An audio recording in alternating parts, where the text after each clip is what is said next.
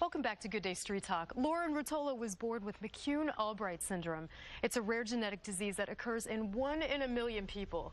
But Lauren is definitely 1 in a million in more ways than one. Joining me now is Lauren right now. Thank you so much for being here. Hello. She's also the author of Unstoppable in Stilettos. I love that title. Well, thank you very much. A Girl's Guide to Living Tall in a Small World. I love it. McCune-Albright syndrome, it's one of those things that we learned about in medical school. The last time I think I ever talked about it was studying for boards. I know, you were just saying so that. Rare. It's really incredible. It's what you called an orphan disease. So 1 in a million people, 1 in 100,000 and 1 in a million people actually have this disease. It affects more women than men because what happens, and as you know, it affects your endocrine and your skeletal system. But what is it for you? How has it affected you? I believe that it's affected me in all positive ways. A lot of people say to me, well, what is it like living with a rare genetic disease? I don't know any better because I was diagnosed at 9 months old. So it's not like all of a sudden I got cancer, I got hit by a car, something tragic happened to me, and this changed my life. This, I believe, and the disease has made me into the person that I am today. And so positivity, it gave me challenges, but through those challenges, I became a more positive person. That's what I was going to say. I love your positive attitude. Thank you. I love it. Can you tell us about your book, Unstoppable in Stilettos? So why did you write this? I wrote this book. I was featured in an article in Marie Claire back in 2009, and we got an overwhelming response to it. We did a first-person essay, and I talked a little bit about my life and a little bit of lessons that have come to me, and with the amount of emails, phone calls, Facebook messages that I got, I said, I really need to discuss this in a much better way. So I decided to write the book. And I think I want to backtrack for just a moment because I think a lot of people are not familiar with McCune-Albright syndrome. So we know it affected your height, but what else physically, from a medical standpoint, what else has it meant for you? It has definitely given me, because it does affect my endocrine system, so your pituitary gland and your ovaries work independently of each other. So I actually went through menopause when I started the opening effects of menopause at the age of 10. Wow. So my hormone levels have always been ups and down. I think that is probably one of the hardest things to deal with because, as you know, as a doctor, when your hormone levels, or as women know, as your hormone levels change, your attitude towards everything changes. It takes over your entire body and your thought process and your physical process. So I think that has been the hardest because one day my estrogens could have been very high and the next day they were extremely low. So I'm going through those highs and lows all the time. At such a young age. At such a young age, and you're really not prepared for something like that. And what was so it was easy to deal with the casts, but it was harder to deal with the emotions. What was it like growing up for you? With other kids, just growing up, being in school? Growing up was really, I had a wonderful childhood, and I think that wonderful childhood came from my parents, who really gave me this voice of independence and strength.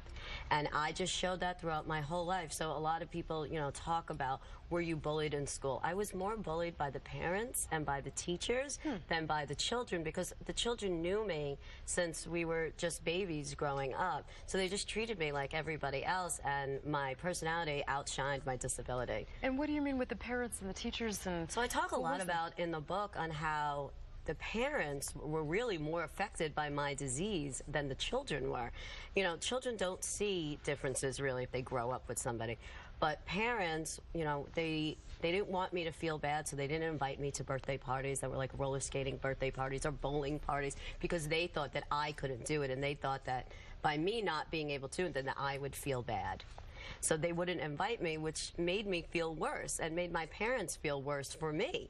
So that, when I talk about like bullying, not bullying in the way that we discuss it today, but it was really the parents were holding me back from their children. Almost making more of it. It's interesting how kids don't, sometimes you don't even notice. Exactly. You don't say anything. Especially if you grow up with somebody that way. They'll ask random questions, and when I'm on the street today, they definitely stare. But those stares, I think children are so inquisitive, they want to know.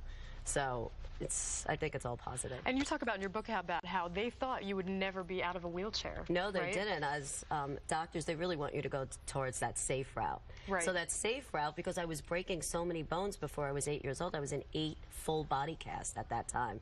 So they just said, if you sit, it's much safer for you. You know, you keep on wanting to walk and do all these things, it's really not safe. You could keep on breaking, and the more breaks that I had, the more deformities that I received. So how did you do it? What sort of motivates you on a day-to-day? How do you do it? Well, on a day, I think it started, I talk about the story at the age of 5 years old. My physical therapist, Carolyn, my parents literally looked me in the eye and said, "Do you want to walk? We will help you." Because everybody wants you to be in a wheelchair. And I said, no. I didn't understand about being in a wheelchair, so I just said no. And they looked at me and said, okay, this is a choice that you're going to make now that's going to affect the rest of your life.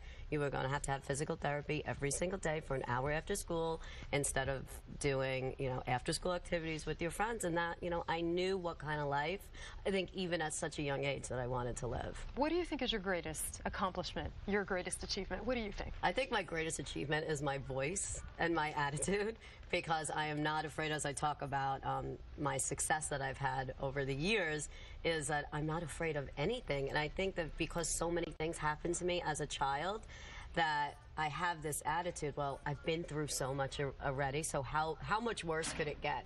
Let me just take all these chances, and you know, so I would have to say the success and my voice that I have today, because I am not afraid to call president of a company and pitch him an idea, or, you know, call a doctor, call whoever I want, and just say, I'm here and I need you to hear me. And what do you want people to get out of your book? I really want people to, the book is part memoir, part self-help, and I really want people to understand that they can be successful and that they can become an expert on themselves. All while wearing stilettos. All while wearing stilettos. Time. I love it. Thank you so much. You are an inspiration. Well, thank you so much. I really appreciate it. Thank you, Lauren Ruotolo, who's the author, once again, of Unstoppable in Stilettos. And to learn more about all of today's topics, log on to our website, myfoxny.com, and click on the Public Affairs tab. That's all for today's show. Thank you so much for joining us this morning. From all of us here at Fox 5, I'm Dr. Sapna Parikh. We'll see you next time for more Good Day Street Talk.